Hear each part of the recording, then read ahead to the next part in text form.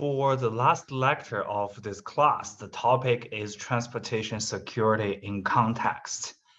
So the meaning of this topic is that transportation security is not independent from other societal and political aspects. On the contrary, transportation security is highly intertwined with economic efficiency, with passenger privacy, with budget, right? Economic efficiency should be evaluated when transportation security policies and systems or regulations are established, because you need to invest a lot of money to enhance transportation security.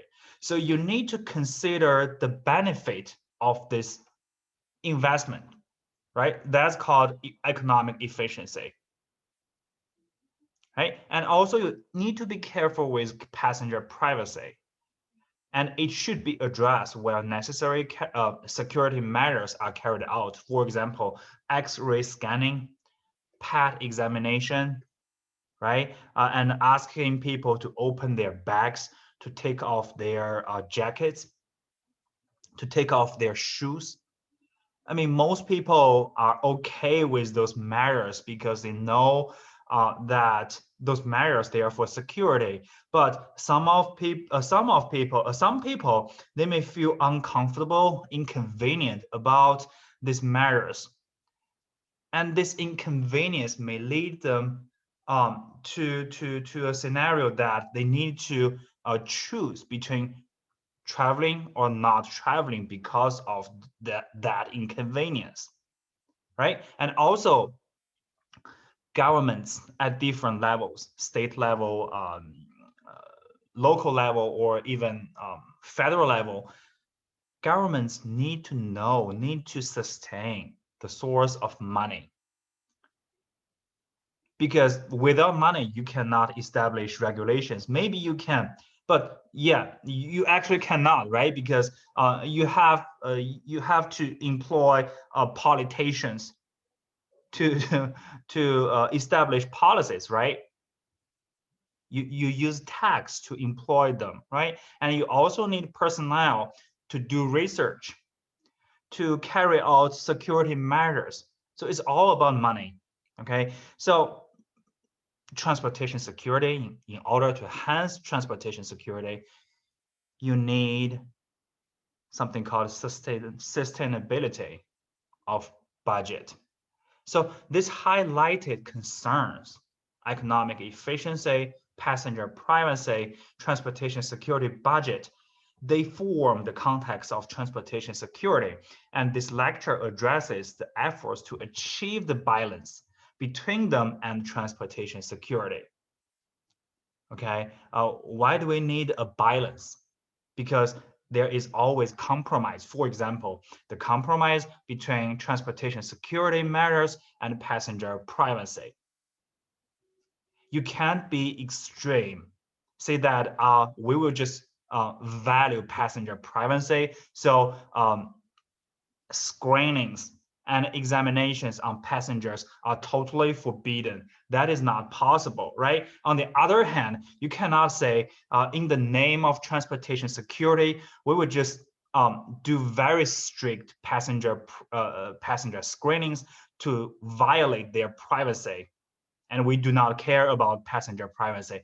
That is just another extreme, and we cannot follow that extreme. So there is always balance, or in other words, compromise between these concerns and transportation security.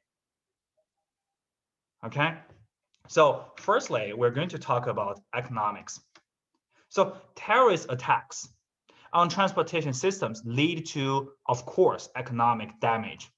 For example, economic costs of 9/11 are 375 billion US dollars. Okay, and according to simulations, if there was an attack on Seattle's highway system, the cost would be 1.2 to 1.5 billion dollars. An assault on LA, Los Angeles, Long Beach port would cost 1.1 to 34 billion dollars. So in general, an attack on commercial aviation leads to 214 to 421 billion dollars. So according to this simulation, 9/11 was not the worst, right? Because it could be higher. So in order to prevent this this economic damage from terrorist attacks, we need to establish transportation security systems, including regulations, policies, and different measures. And we also need to do research for instruments. But on the other hand, establishing transportation security systems is not for free. Okay, terrorist attacks bring economic damage, but in order to prevent terrorist attacks, you also need to invest money. Okay, transportation security systems and regulations, they're not for free either. So burdens are eventually on shoulders of taxpayers and passengers. So you would say, okay, this is not only about money, it's about people's life. People die when there is a terrorist attack. You are correct about that. But later you will say that even people's lives are taken into account. Sometimes you still have to be careful about the balance between the investment and the benefits of transportation security systems. Okay, so let's get back to the slide. Burdens that are eventually on shoulders of taxpayers and passengers. For example, higher price for using transportation systems. The logic here is very straightforward. For example, TSA needs fundings for passenger examination, of course, research. Where is that money from? TSA is a government agency, so it's from the federal government, right? So what's the money they're using? Tax, right? Tax you pay. And also for example, for a specific airport, usually airports are owned by private companies, so they cannot request money from governments. So if they want to cooperate with the government to enhance aviation security in their airports, where do they find the money? Firstly, they charge more from airline companies who are using their airports, right? And then what happens? Of course, airlines will charge more for your tickets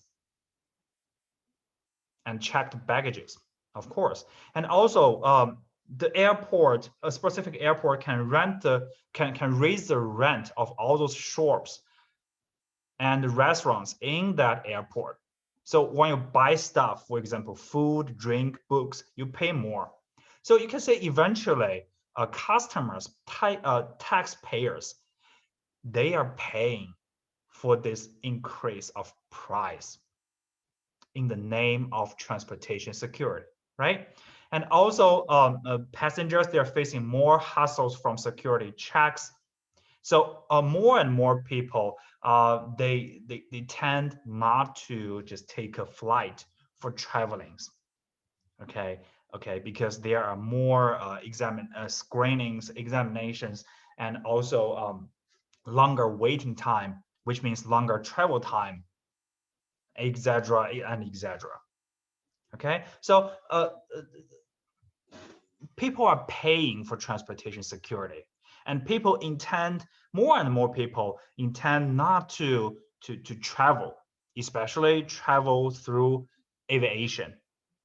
Okay, so according to USTA, US Travel Association, 41 million travelers avoided flights because of security-related inconveniences during the period between May 2007 and May 2008.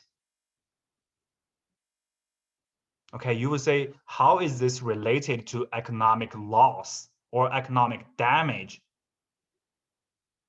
Of course, it is related to economic damage.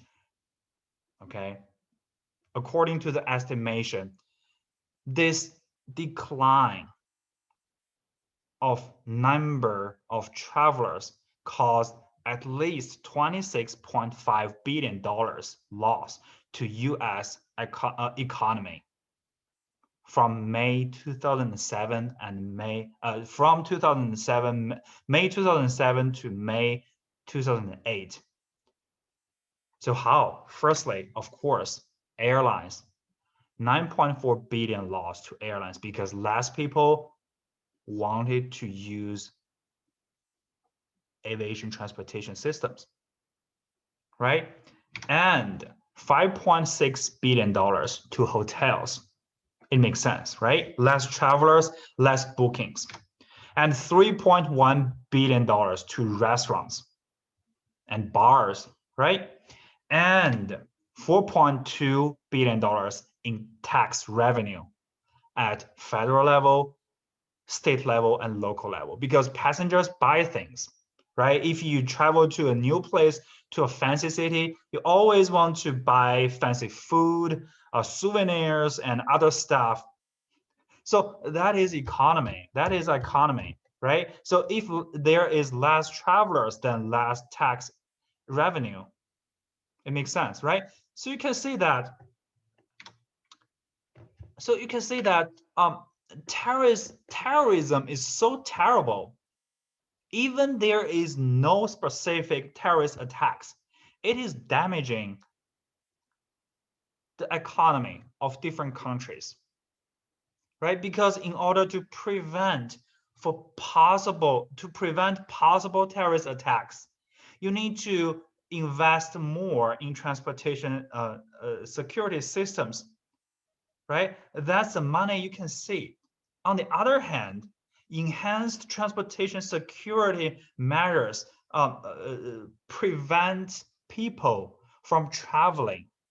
And this will lead to furthermore losses in economy. So you can see, as long as terrorism exists, we should say humanity is bleeding. Even there is no actual terrorist attacks, because people are paying so much for possible terrorist attacks. So it is not an exaggeration to say that terrorism is simply the cancer of humanity, right? And you can say this $26.5 billion is a loss to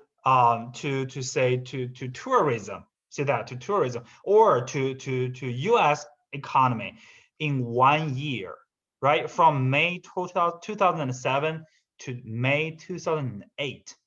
It's only 10% of the estimation of a possible attack on commercial aviation, right? It's only 10% of this estimated amount. But this loss did not only happen in that year. It is happening in all years. And more people intend not to choose to travel, use aviation, because of the more and more strict security checks. So in 10 years, this loss should be around $265 billion in 10 years, right? And it is equal to the loss of an attack on commercial aviation. And this $26.5 billion loss is only from what? From travelers avoiding flights. Okay, so you can see how big this loss is in long term. Okay, so terrorism is so terrible, right? And also, scholars, they have been trying to carry out benefit cost analysis on transportation regulations, transportation security regulations but they failed. I mean, in US, as information needed is uncertain and classified. What is a benefit cost analysis? It means that the scholars, they're trying to quantify the cost in transportation security systems. And they also want to estimate the benefit brought by the investment in transportation security systems. So they want to say if the cost is lower than benefit. If the answer to that question is yes, then okay, we know that cost is less, benefit is more, then good. The system is sustainable. But on the other hand, if you cost more to bring less benefit, then we would say, okay, we need to consider if we need to adjust this pattern. But even some scholars, they wanted to do this, they cannot, because some information they need is uncertain, because nobody knows, for example, if there is going to be a terrorist attack in the next month or in the next year. And some information they need is simply classified for national security. And so they cannot finish this accurate benefit cost analysis.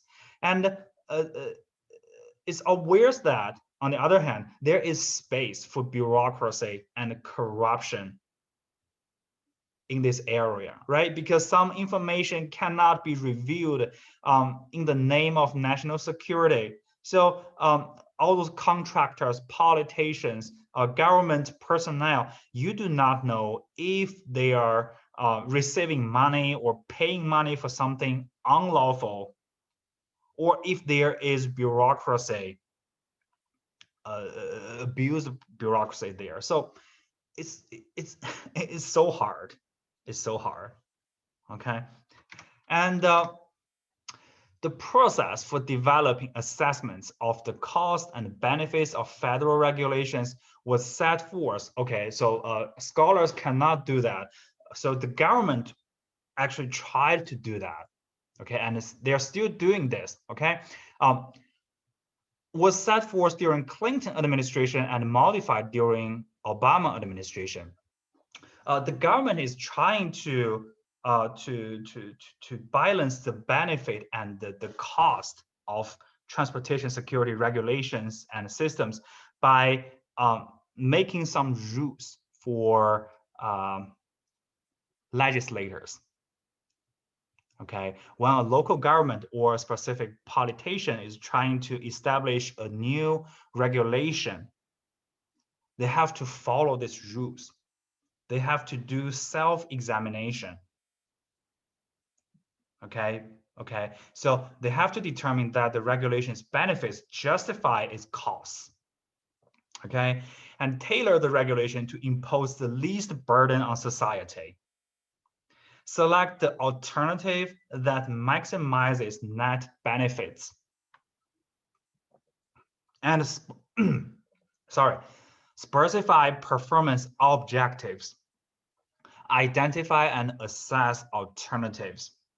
And also use the best available techniques to quantify anticipated present and future benefits and costs as accurately as possible.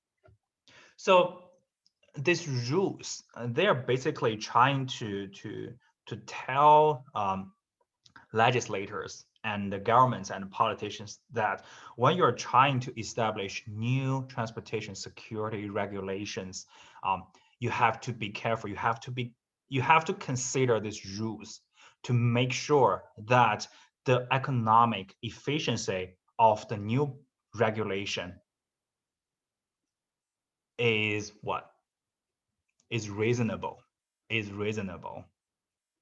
right? So that's what the government is trying to do here in US to balance the cost and benefit of transportation security regulations. And there is an office in White House. It's called Office of Management and Budget. They are making reports to estimate the benefits and costs of all, not all, most federal regulations.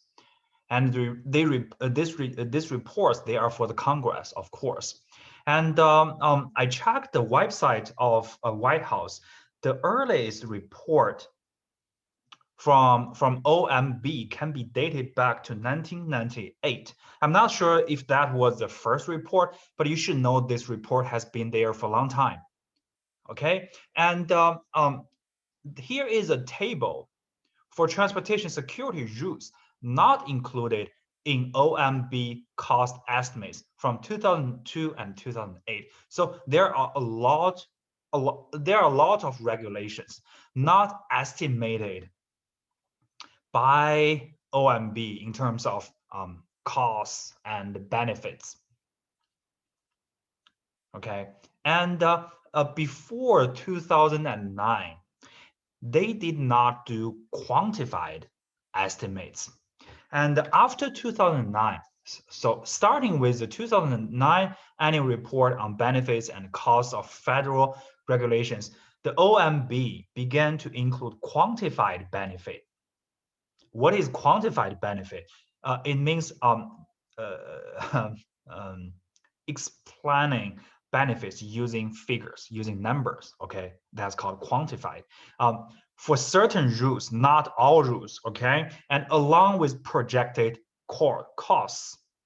Okay, and also they finally added only one transportation related regulation into their report.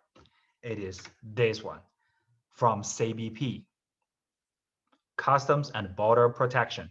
Documents required for travelers departing or arriving in the United States at airports of entry from within the Western Hemisphere. So there are so many transportation security related regulations need to be evaluated in terms of their costs and benefits, but only one of them was included, okay, in the 2009 report. So I'm not sure about reports after 2009, but from this phenomenon, you can see the attitude of the government towards the economic efficiency of transportation security systems.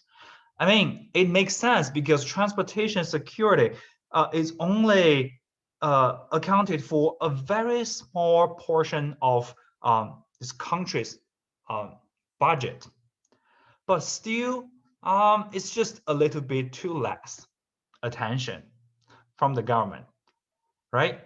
Okay, so that's simply a fact. That's simply a fact. And also, on the other hand, DHS has their own analysis for the balance between costs and benefits of transportation, not only transportation regulations, but all regulations